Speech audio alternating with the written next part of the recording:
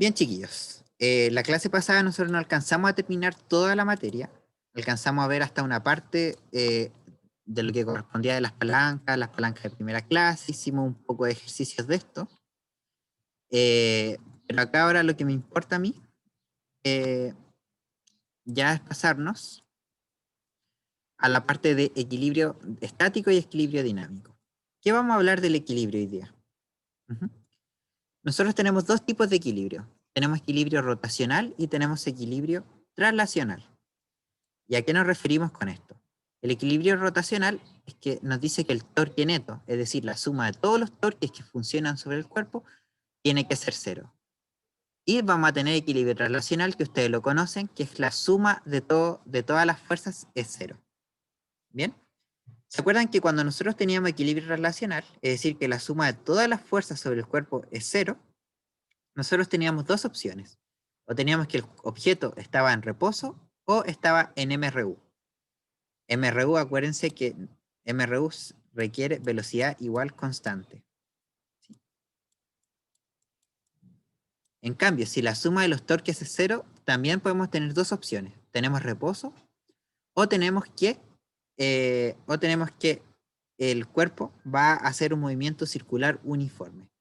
Y el movimiento circular uniforme tiene una característica que es omega, que es la velocidad angular, que la vamos a definir pronto, va a ser una constante del movimiento. ¿Sí? Esas son las dos diferencias. Pero si se fijan es análogo. Si nosotros tenemos suma de fuerza cero, tenemos equilibrio relacional y por lo tanto o es reposo o es MRU. O si tenemos suma de torque cero, podemos tener reposo o MCU, movimiento circular uniforme. Entonces, el equilibrio rotacional, ¿cierto? Se obtiene de tal manera que la suma de los torques sea cero. Por ejemplo, acá, este equilibrista, el torque, él es el eje de giro, él actúa como el eje de giro y el torque que ejerce las fuerzas que actúan hacia acá y el torque que actúa las fuerzas hacia acá, las suman cero y por lo tanto no hay una rotación neta no hay una rotación neta del balancista. En cambio, el equilibrio relacional, ¿cierto? El cuerpo está en equilibrio cuando la fuerza neta es cero. Que, ojo, nuevamente distinguimos del torque. Acuérdense que las fuerzas netas son las fuerzas directamente actuando. En cambio, el torque son otro tipo de fuerzas que actúan a distancia de un eje de equilibrio. Entonces, por ejemplo, cuando estamos hablando del equilibrio rotacional, el típico ejercicio PSU es que nos dan una barrita que usualmente está apoyada, es decir, nos dan una palanca y nos piden saber si esto está en equilibrio rotacional o no. Entonces podemos determinar, ¿este cuerpo se encuentra en equilibrio rotacional? Esa es una pregunta que nos tenemos que hacer. Entonces, lo que nosotros vamos a hacer va a ser calcular los torques de cada uno. Primero vamos a calcular el torque de la caja 1. El torque de la caja 1 tiene que ser igual a menos 100 newtons multiplicado por 4 metros. ¿Esto por qué? ¿Por qué el menos? Porque la masa 1 hace girar el cuerpo en el sentido horario por 4. Es decir, esta cosa de acá es menos 400 newton metros. ¿Sí? Mientras que el torque que hace la caja 2 tiene que ser más 200 newton multiplicado por la distancia respecto al eje de giro, que en este caso son 2 metros. Por lo tanto, acá esto nos da 400 newton metros. Esto implica que el torque neto de esta barra es menos 400 más 400 newton metros. Y acá obtenemos esto en la condición de equilibrio. Entonces, esto tiene, la barra no gira. La barra no gira. ¿Sí? Por condición de equilibrio.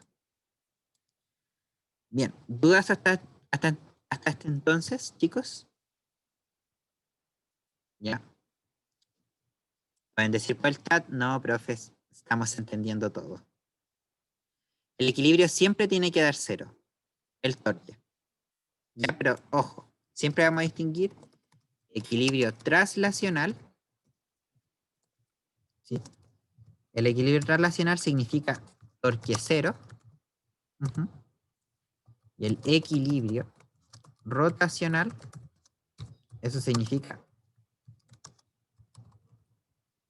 perdón, lo puse al revés en el chat. Ignoren ese último mensaje. Perdónenme. El equilibrio traslacional es fuerza cero. ¿Sí? Y el equilibrio rotacional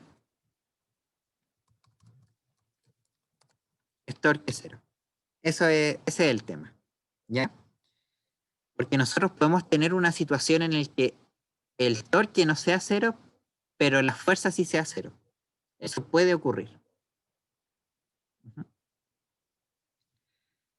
Por ejemplo, no sé, podemos dar varios casos.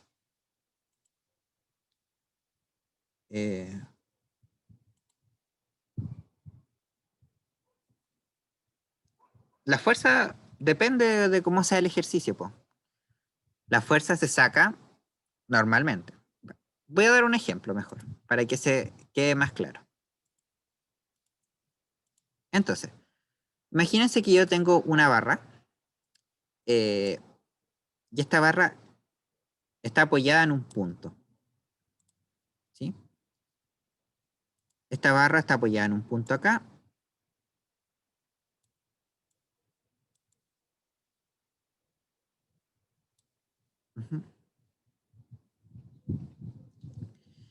Entonces digamos que esta barra le están haciendo una fuerza de 8 newton en este punto, y acá está actuando una fuerza. Espérenme, déjenme, mejor voy a correr esto acá para no confundirnos. Lo voy a poner acá. Acá está el punto de apoyo, y sobre la barra actúa también su peso. Si sobre la barra está actuando un peso, no sé. Digamos que la barra está actuando una fuerza de, no sé, 50 newton. ¿Sí?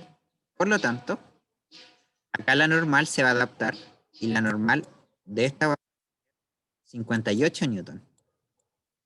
¿Sí? Esa va a ser la normal que le están haciendo a esta barra. Entonces, si nosotros hacemos el cálculo, la suma... Voy a cambiar el color. La suma de la fuerza acá sobre la barra sería menos 8 newton, menos 50 newton, más 58 newton. Y eso nos da cero. Eso significa que la barra está en equilibrio traslacional. Esto es equilibrio traslacional, porque las fuerzas que están actuando sobre la barra suman cero. ¿Ya? Pero ojo, acá el torque no es cero. Ya no sé, acá tengo que... imagínense que esta distancia sea, no sé, esta distancia sea 2 y esta distancia sea 4. ¿Sí? Entonces, si nosotros queremos calcular la suma de los torques, tendríamos que hacer, en este caso, tanto la fuerza de 8 como la fuerza de 50 hacen un torque en sentido antihorario, por lo tanto se magnifican como positivos. Sería 8 newton por 4 más 50 newton por 2. Supongamos que son metros.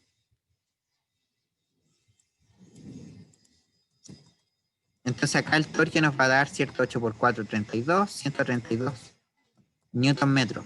Y eso no es cero. Entonces esta barra no se va a mover, pero sí va a rotar. La barra rota acá. En cambio la barra de arriba no rota. O sea, no se mueve la barra porque está en equilibrio traslacional, pero la barra sí rota porque el torque no es cero. ¿Se entiende la diferencia entre en equilibrio traslacional y equilibrio rotacional? ¿O queda alguna duda?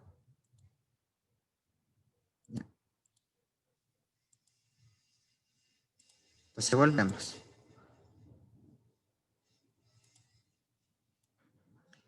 Entonces nosotros acá tenemos, ¿cierto? Y esta barra está en equilibrio rotacional. ¿Ya? Bueno, acá hay varios casos integrativos que a nosotros no nos importa, pero por ejemplo puede haber más de un punto de apoyo, puede estar, etcétera, etcétera. No nos interesa hacer estos ejercicios, son como estos análisis de caso, pero la PSU no pone ningún ejercicio tan complejo. ¿Ya? Vamos a hacer un ejemplo de la guía. ¿Ya? Para ejemplificar esto. Vamos a hacer un ejemplo de la guía.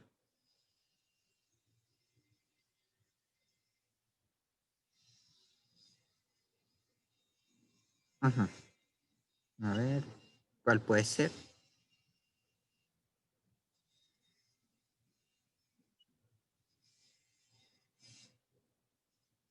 Ya. Entonces, miren, hagamos el 4, que tiene dibujito y todo.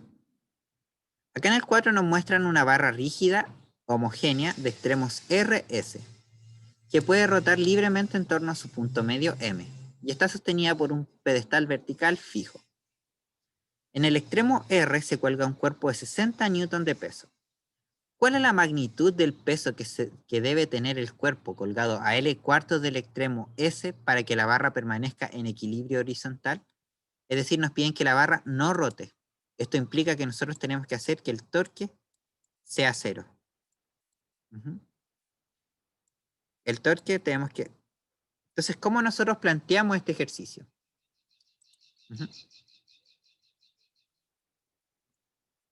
Bien. Hagamos algún ejemplo.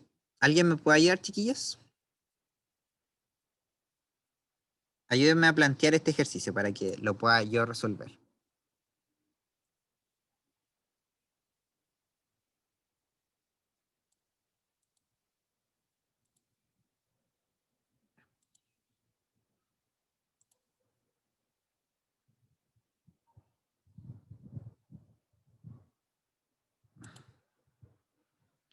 Ya, mira, el Seba está planteando algo. Él dice menos 60 por L.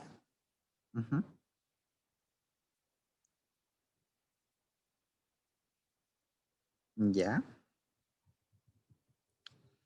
Bien, creo que, bueno, para ir traduciendo, nosotros le vamos a poner a este torque, vamos a ponerle a cada masa un color. Esta va a ser la masa roja y esta va a ser la masa morada. Entonces lo que nosotros vamos a plantear va a ser la ecuación para el torque. Entonces, el torque para la masa roja tiene que ser, como él dijo, menos 60 newton multiplicado por L, ¿cierto? Fuerza por distancia. Mientras que el torque hecho por la otra barra tiene que ser, es positivo, ¿cierto? Porque me lo hace girar. No, de hecho, ya. Perdonen, chiquillos. Hay un problema porque... Sí, no. Había un pequeño problema. Me di cuenta que traté de seguir los signos de él. Ya, esta es la roja, esta es la morada. La roja es positiva, pues, porque la roja lo hace girar antihorario. Entonces, 7 tiene que ser igual a 60 newton por L. ¿Sí? Es positiva porque es antihoraria. Entonces, la morada va a ser una fuerza de ¿cuánto? La morada es negativa. Entonces, tiene que ser igual al peso, que no lo sabemos, multiplicado por la distancia. Acá, ¿qué distancia deberíamos utilizar? ¿Qué valor de distancia debería poner para yo calcular el torque?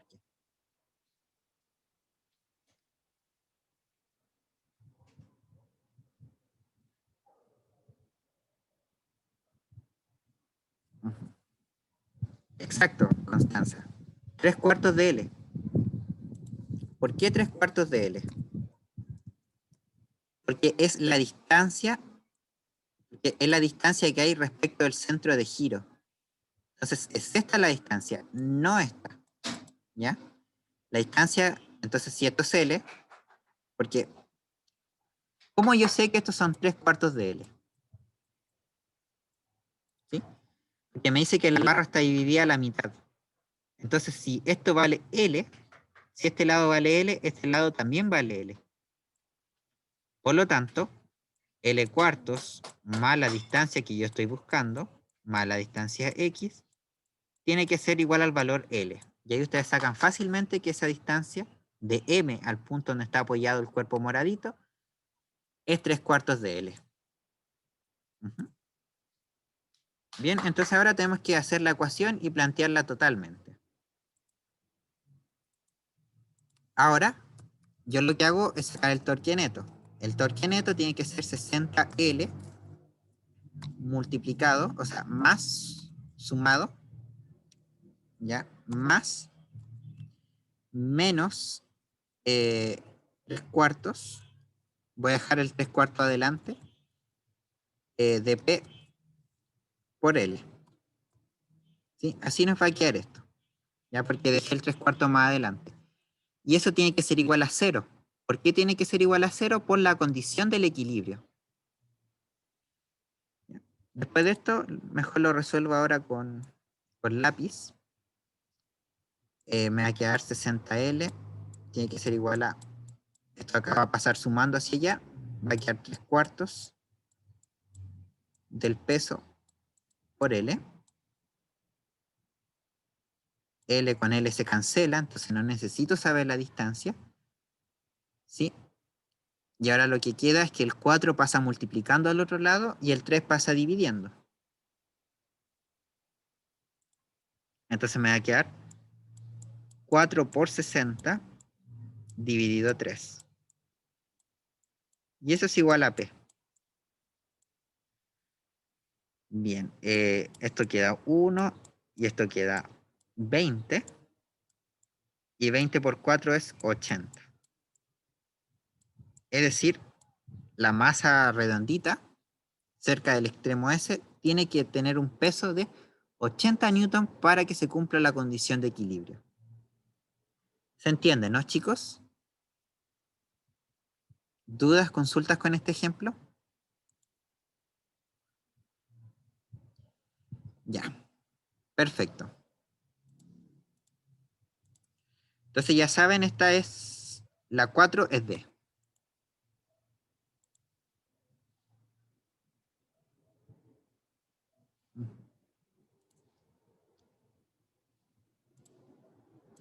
Ya.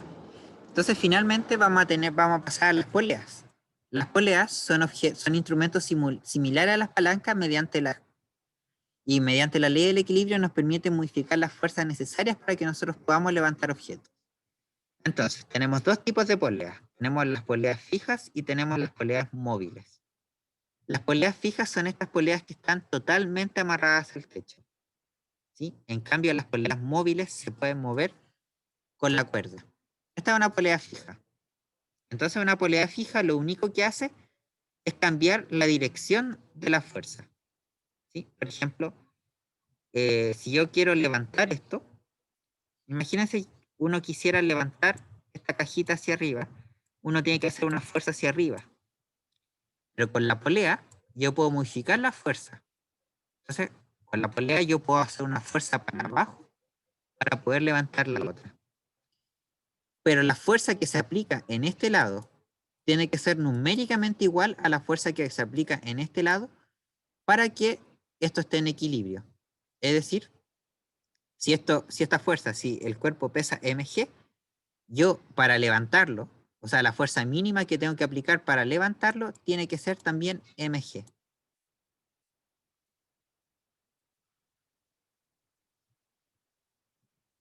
Sí, ahí bueno, ahí estaba el PowerPoint, lo hizo mismo. Pero ¿qué pasa con una polea móvil? Fíjense que la polea móvil no está fija al techo, ¿sí? Y el peso se une a la polea móvil. Uno une al peso de la polea móvil, ¿sí? Entonces acá se está aplicando la fuerza sobre esta polea de acá y la polea está soportada por dos cuerdas. Esta cuerda de acá y esta cuerda de acá, que es la misma. En este caso, si el peso del objeto que uno quiere levantar es mg, la fuerza que tiene que pasar es mg medios. ¿Por qué en este caso la fuerza se reduce a la mitad? La fuerza en este caso se reduce a la mitad por esta razón.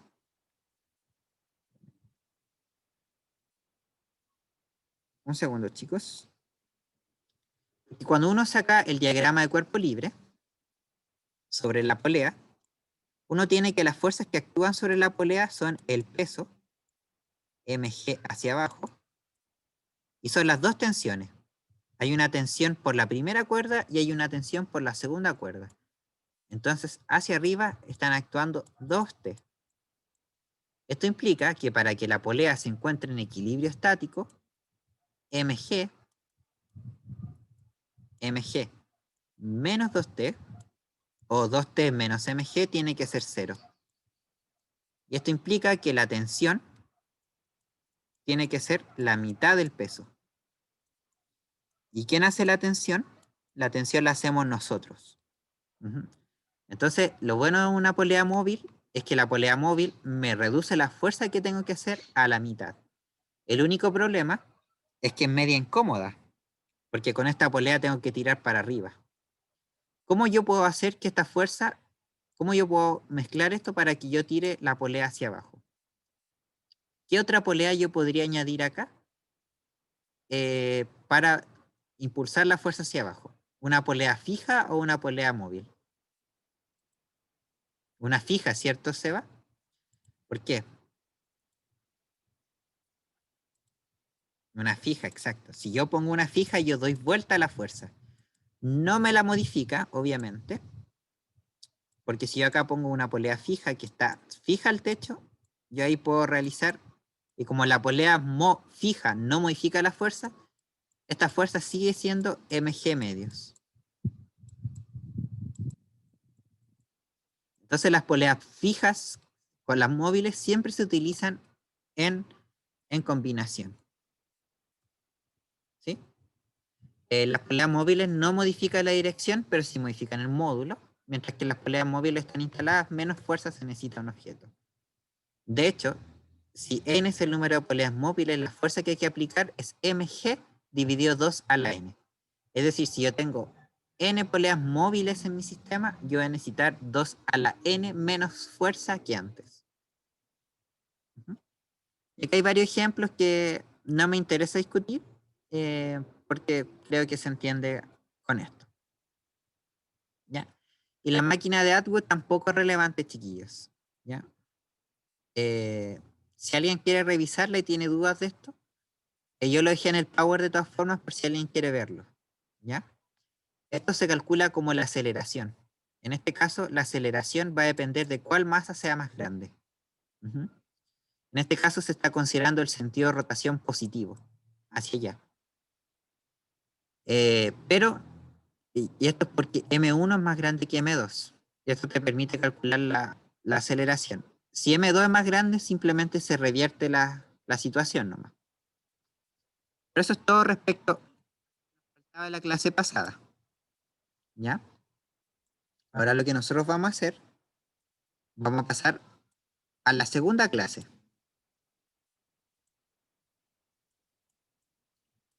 Y en la segunda clase nosotros vamos a ver movimientos circulares. ¿Ya? Se ve claro, ¿no? Chiquillos, las clases nosotros las vamos a hacer hasta las 7:30 aproximadamente. ¿Ya? Después de las 7:30 hacemos una respuesta de dudas para los que quieran quedarse, pero ese es el límite que nos vamos a poner para no explotarnos tanto. Bien. Entonces vamos a hablar un poco de los conceptos básicos, vamos a hablar un poco de los conceptos que se van a introducir en la rotación. Cuando yo tengo un cuerpo que rota, vamos a tener conceptos súper parecidos a los de onda, el periodo, la frecuencia, la rapidez y la velocidad tangencial, y vamos ahora a definir un nuevo concepto, que es la rapidez y la velocidad angular. Después nosotros vamos a tener la aceleración y la fuerza centrípeta, y finalmente vamos a estudiar el movimiento circular uniforme. Las probabilidades de transmisión, eso lo vamos a dejar aparte, ojalá lo alcancemos a ver hoy día, y si no, bueno. Bien. Entonces un movimiento circular es aquel donde la trayectoria de la partícula corresponde a una circunferencia completa o a una parte de ella. Por ejemplo, esta roquita que está girando alrededor de ese centro está describiendo un círculo perfecto. Pero nosotros también podemos modelar como movimientos circulares a cualquier curva. Cualquier curva se puede comportar como una parte de un círculo, ¿sí? Incluso cuando, no sé, cuando un auto va en la calle, ¿sí?, y dobla. Denme un segundo, chiquillos, que tengo que admitir a una compañera que se le había caído el internet. Cuando yo tengo un auto que dobla, yo puedo evaluar ese tramo del movimiento como un círculo. Como un círculo que forma parte de esa situación, a pesar de que no sea un círculo perfecto, yo puedo modelar esa parte en movimiento como si el objeto barrió un arco de circunferencia. Entonces, ojo, los movimientos circulares no son solo círculos perfectos, sino que puede ser cualquier cualquier parte de una circunferencia. Acá los conceptos que nosotros vamos a ver son estos que detallamos acá. Entonces vamos a partir con el periodo. El periodo es el tiempo que una partícula se demora a dar en una vuelta, ¿cierto? Y el periodo se mide en segundos. Es lo mismo que el periodo de una onda. El periodo de una onda es el tiempo que se demora una onda en realizar una oscilación. En movimiento circular, el periodo es el tiempo que una partícula se demora a dar una vuelta completa. Si la partícula da más de una vuelta, entonces el periodo se divide por el número de vueltas, ¿sí? Por ejemplo, como para aplicar esta formulita, no sé, pues si un auto da una vuelta a una rotonda, da 8 vueltas en 10 segundos, entonces el periodo tiene que ser esos mismos 10 segundos, pero dividido en 8. ¿Sí? Y eso nos va a dar un valor, algo que no sé, porque no me gusta ese ejemplo que di. Bueno, el periodo es 1,25 segundos. Es decir, se demora 1,25 segundos en dar una vuelta. ¿Sí? Después vamos a seguir con el otro concepto.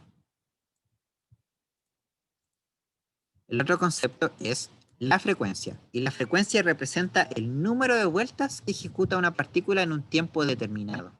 En este caso vamos a ver que puede ser por segundo, puede ser por hora, puede ser por minuto. ¿Ya? En general a mí me interesa, en movimientos circulares utilizamos dos tipos de frecuencia. Utilizamos la frecuencia que se mide en Hertz, la frecuencia medida en Hertz. Si la frecuencia la medimos en Hertz, esto representa las vueltas en un segundo. Y si la frecuencia nosotros la medimos en RPM, que son revoluciones por minuto, son las vueltas en un minuto, o que es lo mismo decir 60 segundos. Entonces tenemos dos formas de medir frecuencia. Tenemos frecuencia en Hertz y tenemos la frecuencia que podemos medirla en RPM, revoluciones por minuto. En el sistema internacional y en la PCU la mayor parte se usa Hertz, pero pueden haber otros ejercicios que sí utilicen RPM. Entonces, en el caso del ejemplo anterior, ¿cierto?, que daba 8 vueltas en 10 segundos, ¿alguien me puede decir cuánto es la frecuencia de ese movimiento? ¿Cuánto es la frecuencia en Hertz? ¿Y cuánto es la frecuencia del movimiento en RPM? ¿Cómo harían el cálculo?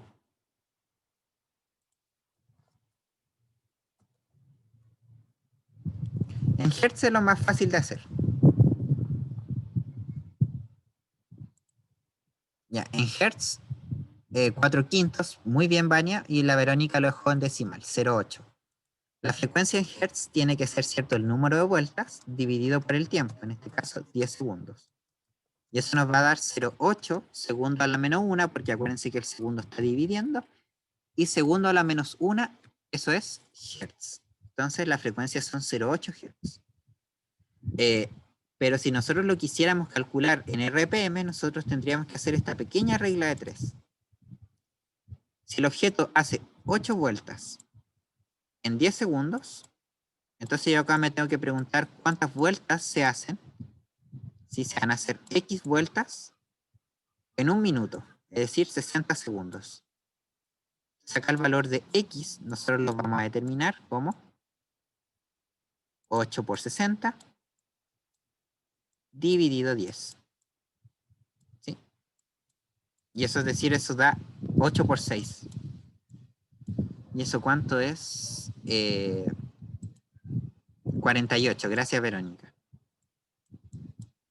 48. Entonces el número que yo tengo que poner son 48 RPM, revoluciones por minuto. Bien. Chiquillos, si voy muy rápido, me detienen. Yo no tengo ningún problema. ¿Ya? Y si no quieren que borre los ejemplos, también me dicen, porque yo llego y borro. Así que desde ahora en adelante yo voy a decir, voy a borrar, voy a dar un espacio de 5 segundos y voy a cambiar la diapo. ¿Ya? Y en esos 5 segundos no me dicen, profe, no borre, murieron.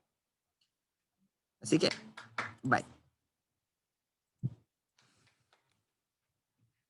Bien, acá se hace se hace la analogía nuevamente entre el movimiento circular y el movimiento ondulatorio, ¿cierto?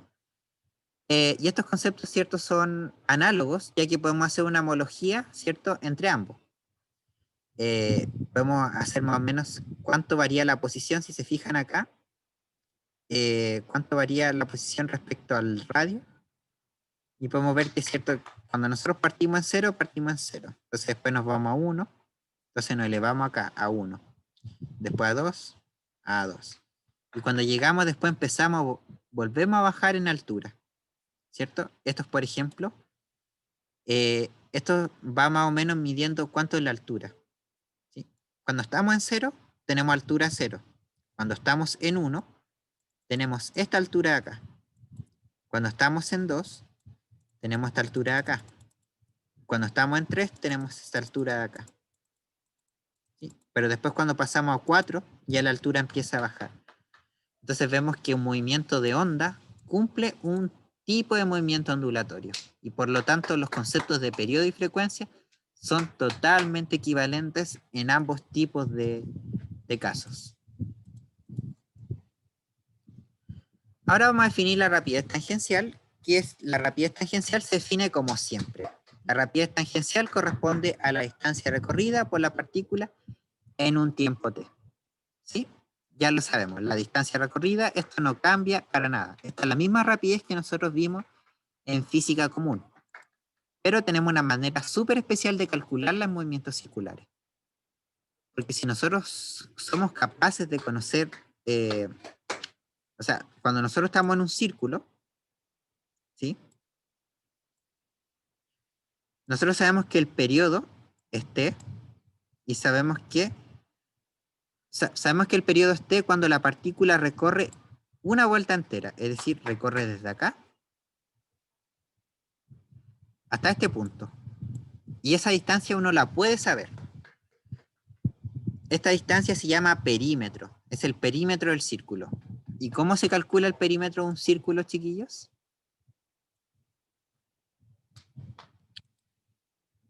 Aparte que ya está en la diapo, pero es como para preguntar si ustedes lo saben reconocer. ¿Cómo se calcula el perímetro de un círculo?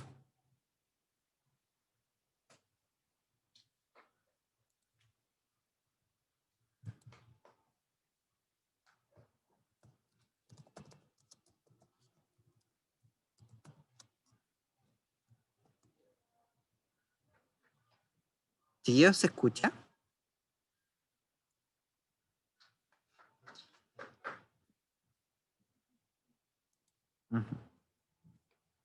Ya. Entonces, ¿cómo se calcula el perímetro de un círculo? Pues, chiquillos, ¿cómo lo hacen en matemática? Ahí, gracias, Camilo. 2pi por r. Entonces, en este caso, el tiempo es el periodo t. Y la distancia corresponde al perímetro. Y el perímetro es 2pi r. ¿Sí? Entonces, si yo quiero usar la fórmula de distancia versus tiempo, yo pongo 2pi r, que es el perímetro, y lo divido por el periodo. Y dado que, bueno, 2pi R dividido T es lo mismo que decir 2pi R multiplicado por 1 dividido T. Este factor de acá, el inverso del periodo, es la frecuencia. Por lo tanto, también podemos escribir la velocidad de un movimiento circular como 2πr sobre T o 2πr sobre F. Entonces, va a depender la velocidad de movimiento circular, va a depender de su radio. Ya, chiquillos. Voy a borrar.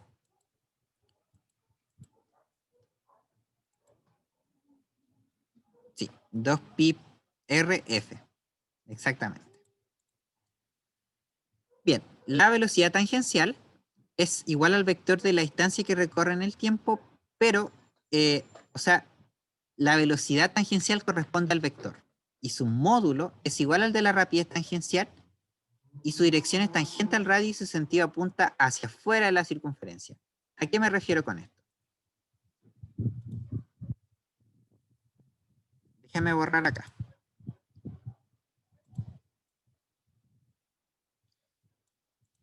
No sé, vamos a hacer un pequeño ejemplo.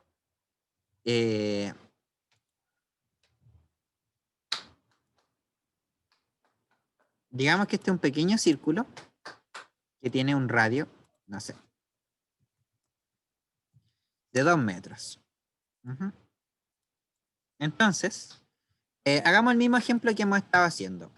Da 8 vueltas en 10 segundos. ¿Sí? Si aproximamos pi igual 3, nos van a pedir cuánto es la rapidez y cuánto es la velocidad. ¿Ya? Y vamos a ver que con la segunda pregunta hay un pequeño problema. Entonces acá yo puedo calcular la rapidez de varias maneras. La rapidez lo puedo calcular, ¿cierto? Como el perímetro. En este caso el perímetro es 2 por pi, que lo vamos a considerar como 3, por el radio, que en este caso sería 2 metros. ¿Sí? Ese es el perímetro. Y lo multiplicamos por la frecuencia. La frecuencia ya sabemos que es 0,8. 0,8 Hz de los cálculos anteriores. Eso nos va a dar que la rapidez tiene que ser 4 son 12. 12 por 0,8. 12 por 0,8, eso da 9,6. ¿En qué queda expresado esto, chiquillos? ¿En qué unidades?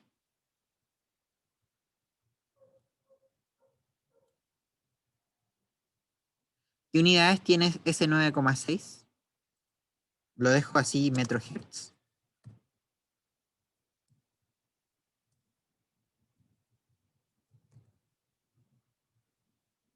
¿O eso tiene alguna traducción?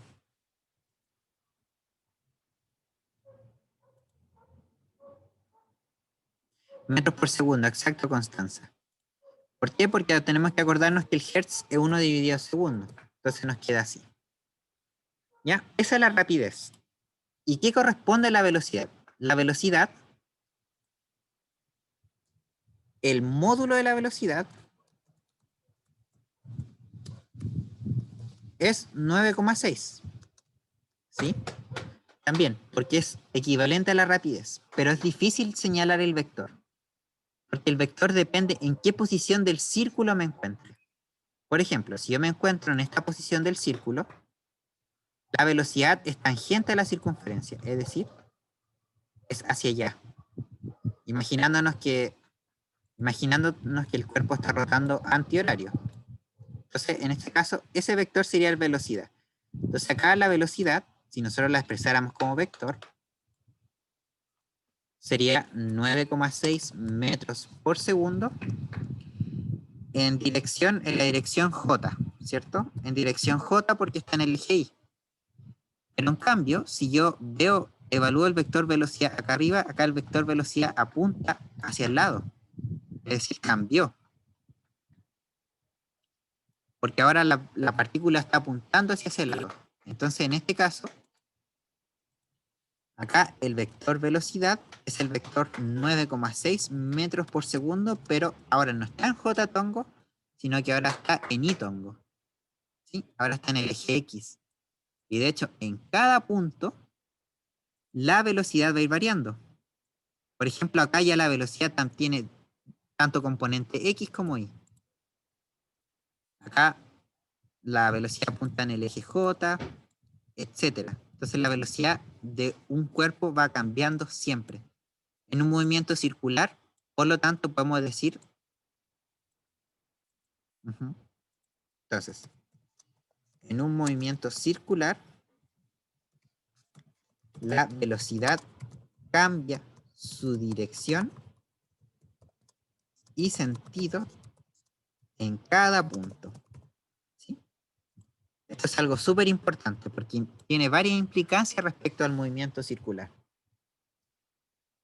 ¿Qué significa que cambie la velocidad? ¿Qué existe?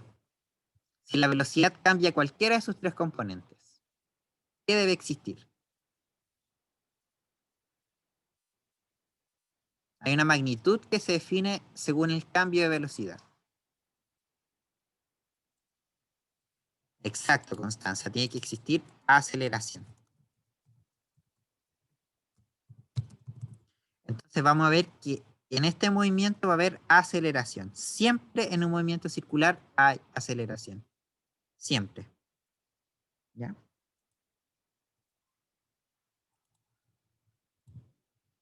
Bien.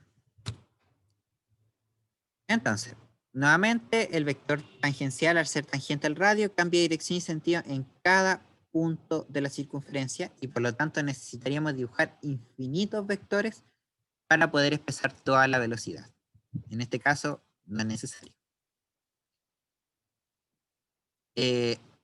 Una rueda de un tren de radio 4 metros da una vuelta en 2 segundos. ¿Cuál es la rapidez lineal de un pasajero del tren? Considere que pi es igual a 3. ¿Ya? Me avisan cómo les va. ¿Ya? Este ejercicio se lo encargo a ustedes, chiquillos.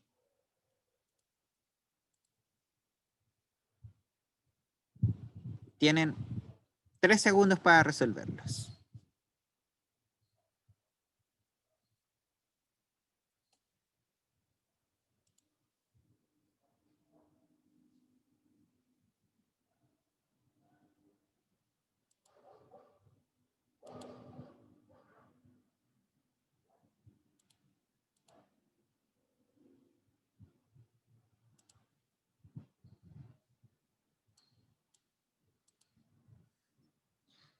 Cuando tenga la respuesta me la dicen por el chat nomás.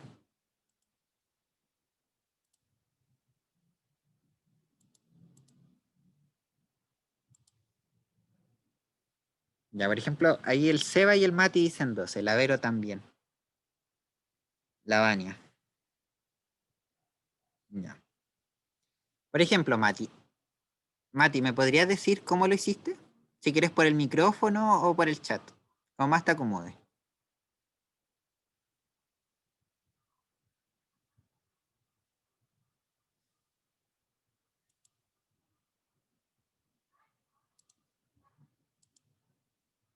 Sí, o chiquillos, si no quiere hablar, también me puede decir, Mati. Ya, exacto, mira. Mati lo calculó con la fórmula del periodo. Él calculó la rapidez, ¿cierto? Utilizando la fórmula de esta manera. Tiene que ser el perímetro, 2pi, es decir, 2 por 3, multiplicado por el radio, que es 4, y lo dividió por el periodo. Y acá le puso el 2. ¿Por qué él supo que el periodo es 2? Porque me dice que da una vuelta en 2 segundos. Por lo tanto, acá el periodo, ¿cierto? El periodo es 2 segundos dividido en una vuelta. El periodo es 2. 2 con 2 se cancela y nos queda 3 por 4 igual 12. Súper bien. 12 metros por segundo. Genial. Ahora vamos a definir otra magnitud que se denomina desplazamiento angular. El desplazamiento angular corresponde al ángulo descrito en una partícula cuando cambia de posición. Y el desplazamiento angular es un vector. Es un vector que sigue la regla de la mano derecha. Es decir, por ejemplo, si yo tengo acá un círculo, ¿sí? Y la partícula se movió desde esta parte de acá, se movió a esta parte de acá, es decir, barrió ese ángulo que se muestra en esa parte de ahí. En este caso, si uno sigue la regla de la mano derecha, apunta hacia abajo porque va en sentido antihorario. Como va en sentido antihorario, en este caso, el vector apunta hacia abajo. Entonces, hacia acá apunta el vector desplazamiento angular. ¿Sí? En cambio, si la rotación es en el sentido contrario, el vector desplazamiento angular apunta hacia arriba.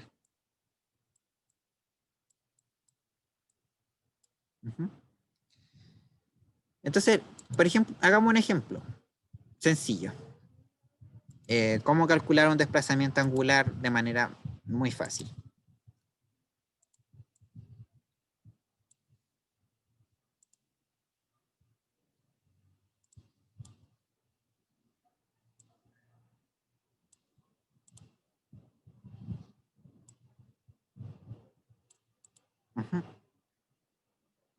Entonces, por ejemplo, digamos que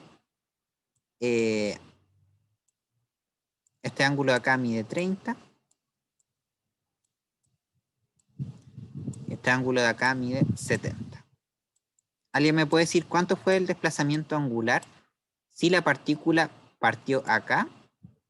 Esta es su posición inicial y esta es su posición final. Rotando de esta forma.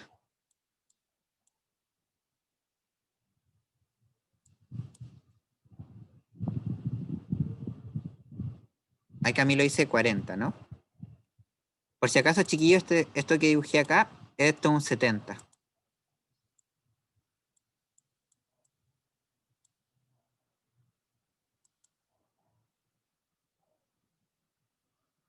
¿Sí? Parte acá en 30 y rota de esa forma a 60. ¿Cuánto es el vector de desplazamiento angular?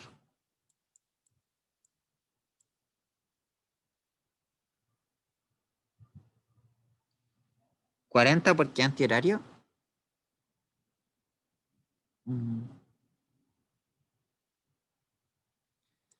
Yo lo que haría, chiquillos, sería esto de acá, sería ¿cuánto es este ángulo grande?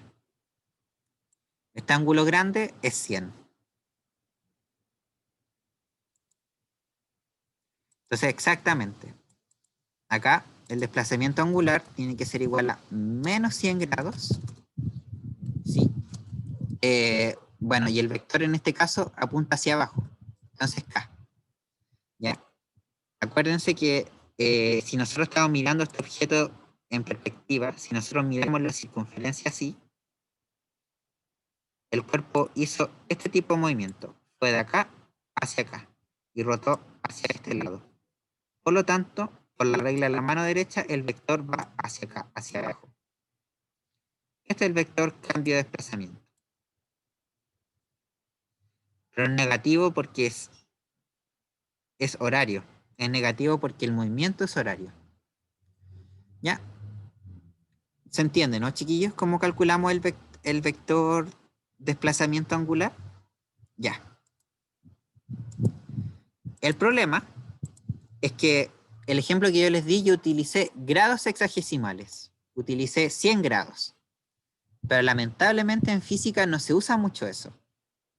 Y acá, por eso les pregunto, ¿alguien conoce en qué otra unidad se puede medir el ángulo?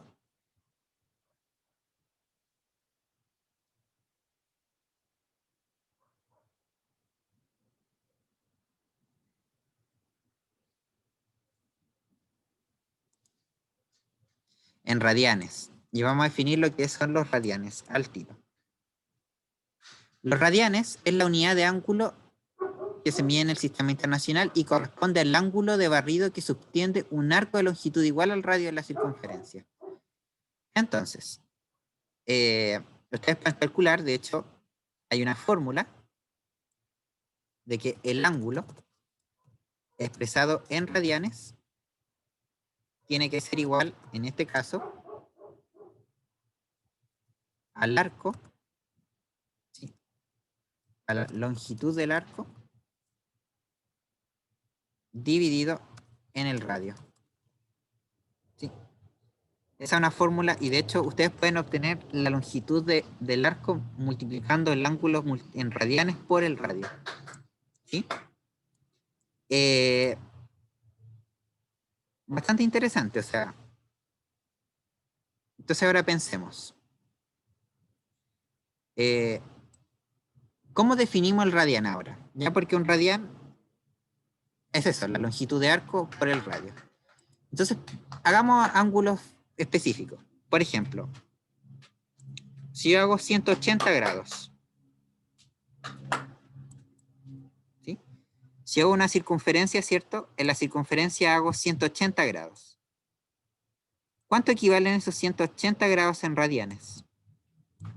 Estos 180 grados en radianes equivaldrán a eso. O sea, el ángulo tiene que ser igual a la longitud de los 180 grados. La longitud de los 180 grados, el arco que subtiende es la mitad del perímetro. Es decir, 2pi por r dividido 2. ¿Cierto? Ese es el arco que usa. Pero el 2 dividido 2 se va y nos queda que el arco simplemente nos queda como pi por r. Y eso lo dividimos por el radio. Y en este caso el radio es r. O sea, nos queda que el ángulo, ¿cierto? El ángulo expresado en radianes de 180 grados, ¿sí?, equivale a pi. Es decir, acá hay una equivalencia súper importante, 180 grados. 180 grados son igual a pi radianes. ¿Sí? De hecho, por ejemplo, y de acá se puede hacer regla de 3. Por ejemplo, ¿cuántos serán 360 grados? ¿Cuántos radianes serán 360 grados?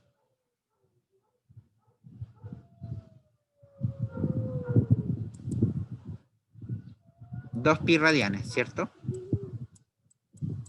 Serían 2pi. Y 90 grados serían la mitad, ¿no? Sería pi medios radianes. Entonces, esto lo pueden hacer, lo pueden calcular, se tienen que aprender uno solo. Yo el que uso es este de acá. Con ese y con los demás siempre me acuerdo de todo. ¿Ya? ¿Se entiende cómo se calcula un radián? ¿No? Ya. Chiquillos, nuevamente, si voy muy rápido, me van diciendo. ¿Ya? Si alguien se pierde, yo no tengo ningún problema en explicar de nuevo. Entonces, bueno, acá de nuevo está la equivalencia. Si alguien se los quiere aprender de memoria, porque quizá a alguno le da flojera hacer la regla de 3, es mejor sabérselo de memoria.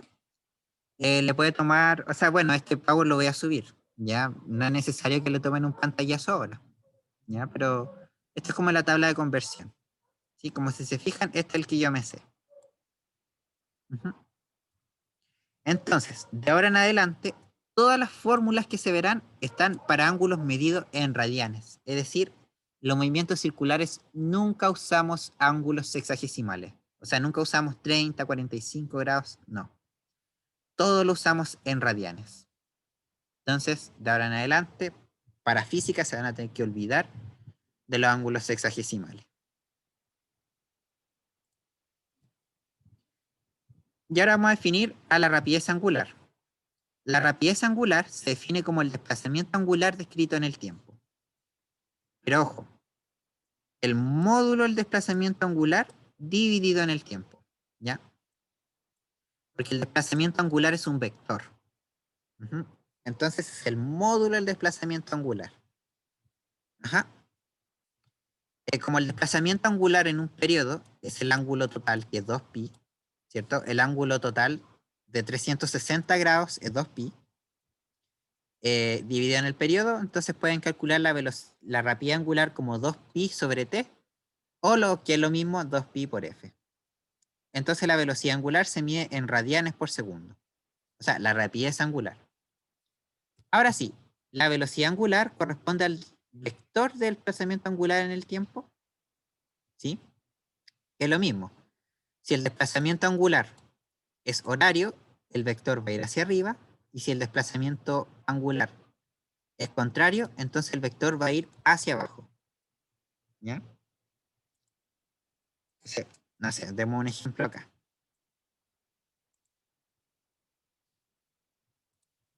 Digamos este mismo ángulo. En la PSU les pueden preguntar. Ya, hagamos un ejercicio tipo PSU.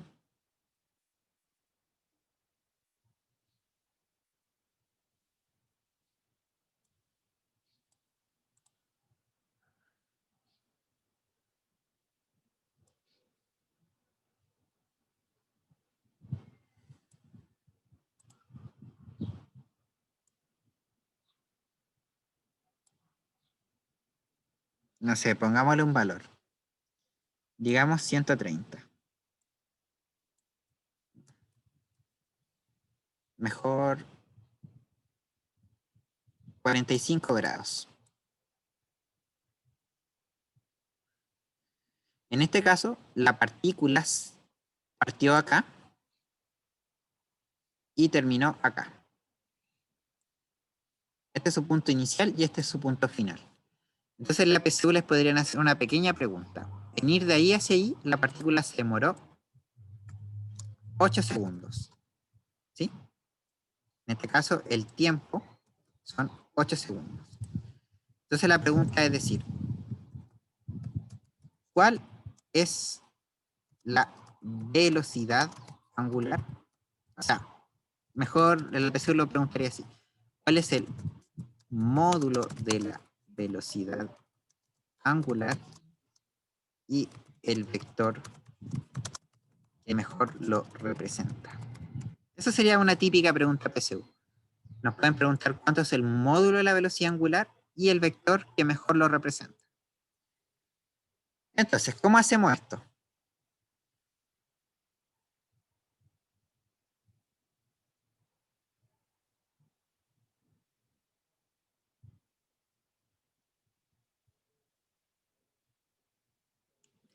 ¿Cómo yo calculo la velocidad angular? O su módulo.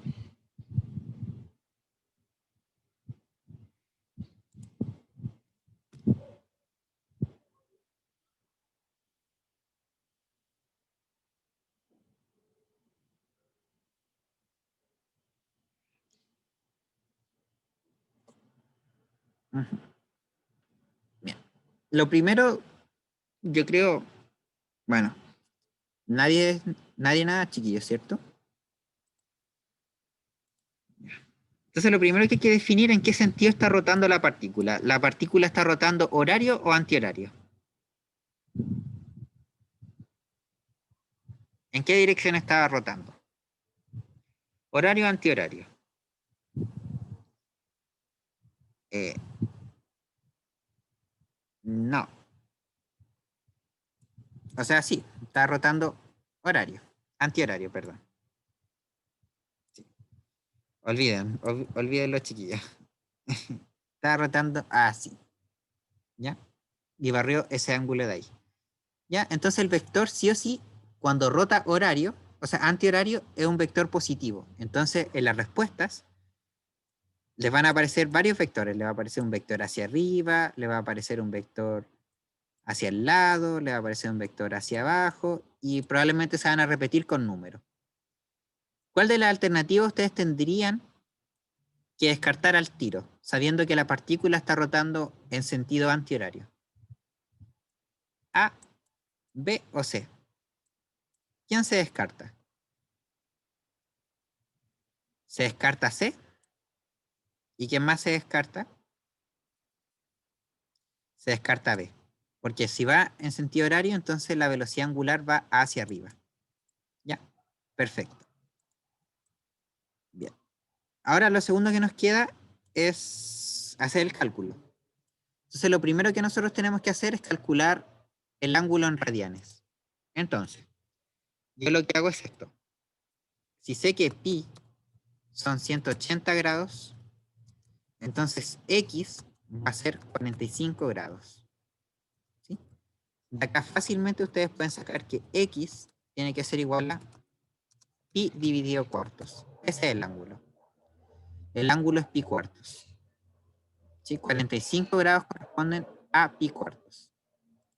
Entonces, finalmente, la velocidad angular, el módulo de la velocidad angular, me tiene que dar el ángulo, es decir, pi cuartos, dividido en el tiempo, es decir, dividido en 8 segundos.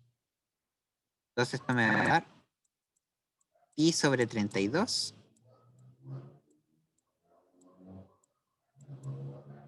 radianes por segundo.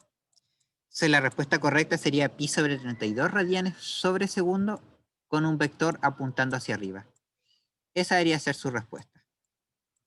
¿Ya? Está claro cómo hacer el cálculo, ¿no? ¿Dudas, consultas? Ya, chiquillos, entonces avanzamos.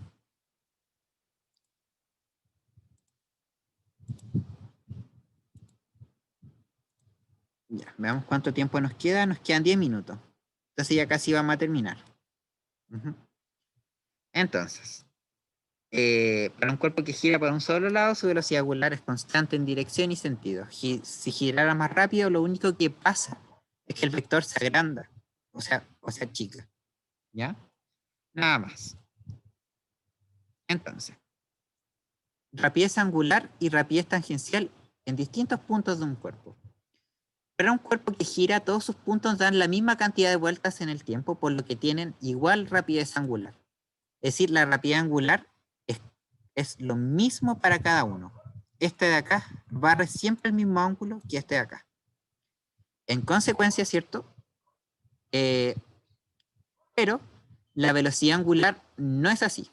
Porque si se fijan, cuando ustedes calculan omega es 2pi sobre la frecuencia. O sea, sobre el tiempo. O 2pi por la frecuencia. Entonces, si se fijan, omega no depende del radio. Pero la rapidez angular sí depende del radio. Porque depende de la manera de 2πr.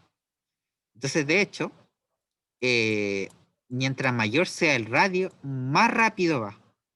Entonces, si se fijan, esta mosquita que está encima del tocadisco recorre un perímetro más grande en el mismo tiempo que esta. Esta recorre solo este pequeño perímetro. En cambio, la mosquita que está más afuera recorre un perímetro bastante más grande. Y eso es debido a que está más lejos. Por lo tanto, la mosquita ahí va más rápido, la de afuera. Aunque esa mosquita no lo está entendiendo. ¿Cierto? Por eso tiene el símbolo de interrogación.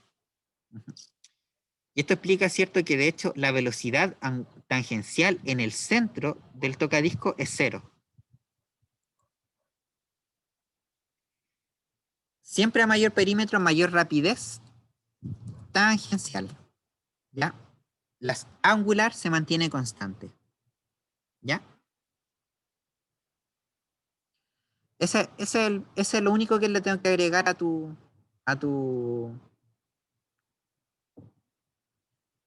ya. Ojo, también depende de la frecuencia también depende de la frecuencia y del periodo. O sea, solo puedes decir que a mayor perímetro, mayor rapidez, si la frecuencia o el periodo son iguales.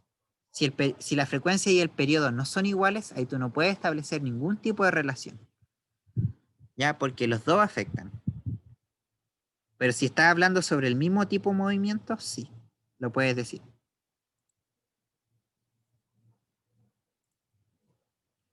Bien, entonces vamos a hacer la relación entre la rapidez angular y la rapidez tangencial. Entonces esta es una deducción súper sencilla. Si la rapidez tangencial es 2πr sobre t y la rapidez angular es 2pi sobre e, entonces lo único que yo tengo que para transformar de esta a esta es multiplicar por el radio. Si yo multiplico por el radio a ambos lados, yo obtengo la ecuación de arriba. Entonces, finalmente se obtiene esta ecuación de acá, que la velocidad angular o la rapidez angular tiene que ser simplemente la velocidad angular multiplicada por el radio.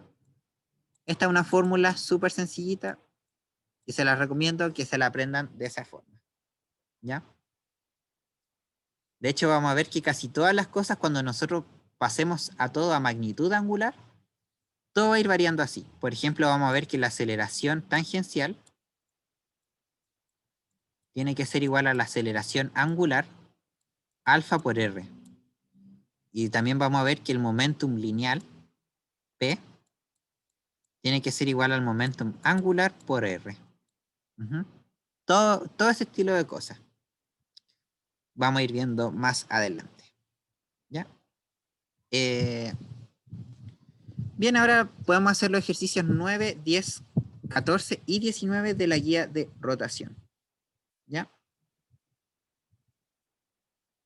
¿Les parece que lo hagamos? Hagamos el 9 y nos vamos a la casa. Y les dejo el 14, el día del 14 y el 19 de tarea.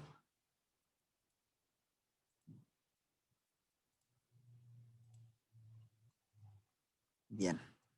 Entonces veamos, este es el 9. Ah, ya chiquillos, que fome, po. Eh, el ángulo barrido por unidad de tiempo. ¿A qué corresponde? Que está fome esta pregunta.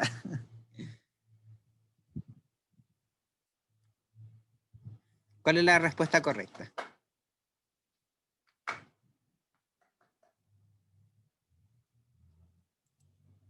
C, ¿cierto? Rapidez angular. Ya. ¿Cuál otra dijeron que hiciéramos? La 10.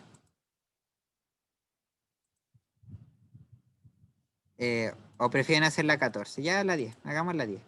Un móvil describe una trayectoria circunferencial con rapidez constante, de tal forma que completa 4 vueltas en 2 segundos. Entonces la frecuencia de giro en revoluciones por minuto para este intervalo es. Entonces, hagan el cálculo y lo revisamos al tiro. Ya. Tienen 1 minuto y medio para hacer el cálculo. Es un tiempo plausible.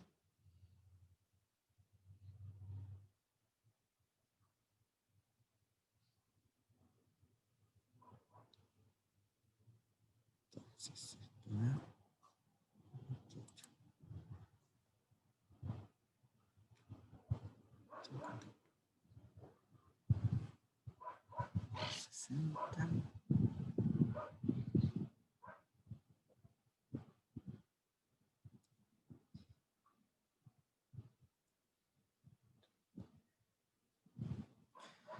ahí van apareciendo resultados.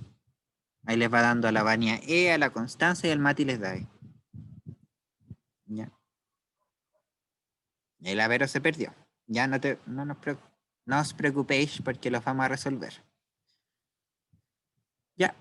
Entonces, si nos pide la frecuencia de giro en revoluciones por minuto, entonces tenemos que hacer esta pequeña regla de 3. A nosotros nos pide las revoluciones por minuto y un minuto son 60 segundos. Entonces, si doy 4 vueltas en 2 segundos, entonces, ¿cuántas vueltas o revoluciones voy a dar en 60 segundos? Esto por regla de 3, ¿cierto?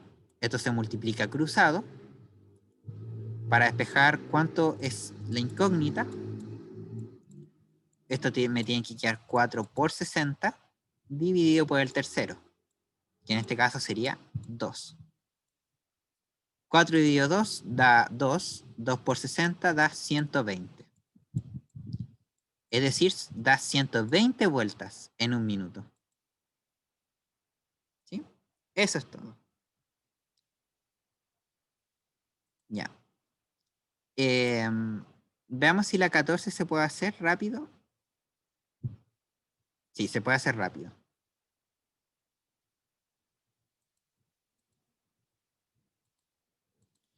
Ya. Un cuerpo se mueve circunferencialmente en un plano horizontal como se muestra en la figura. ¿Cuál de las siguientes opciones representa mejor el vector velocidad angular del cuerpo?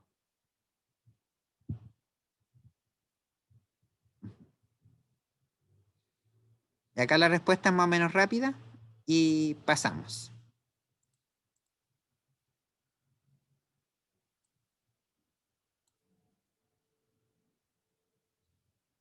Exactamente, la A.